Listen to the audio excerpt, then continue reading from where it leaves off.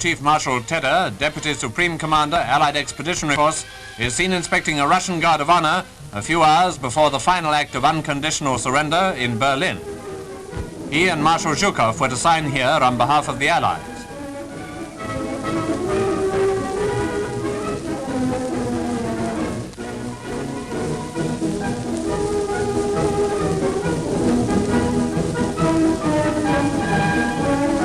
On Germany's behalf, it was to be Field Marshal Keitel, Chief of the German High Command, Admiral Friedeburg, of course, he's always signing, and Air Colonel General Stumpf.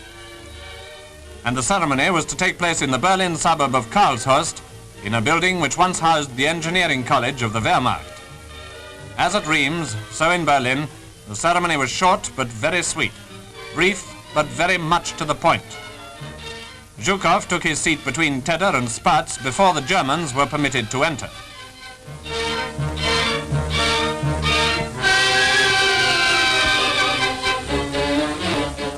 Field Marshal Keitel, whose appearance seemed to typify the arrogant Prussianism that we've so long been fighting, displayed no sign of dejection, rather the contrary.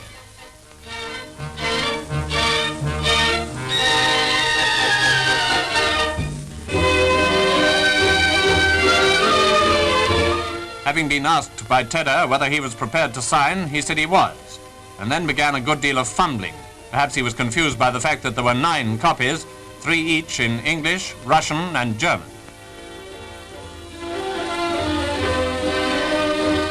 Zhukov and Tedder then signed.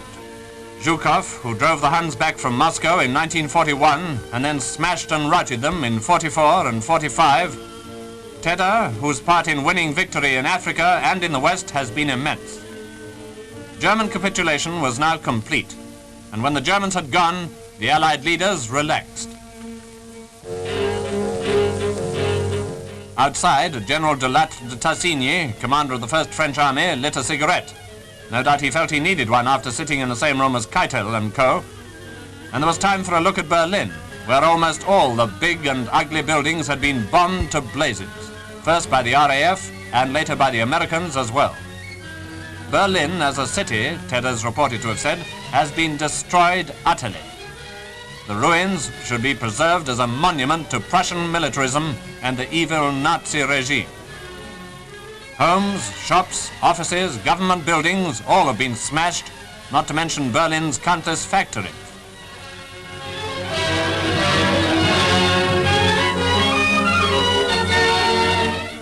Berlin's most famous hotel, the Adlon. You can stay there for nothing now. The Brandenburger Tor still stands, a gateway to nothing.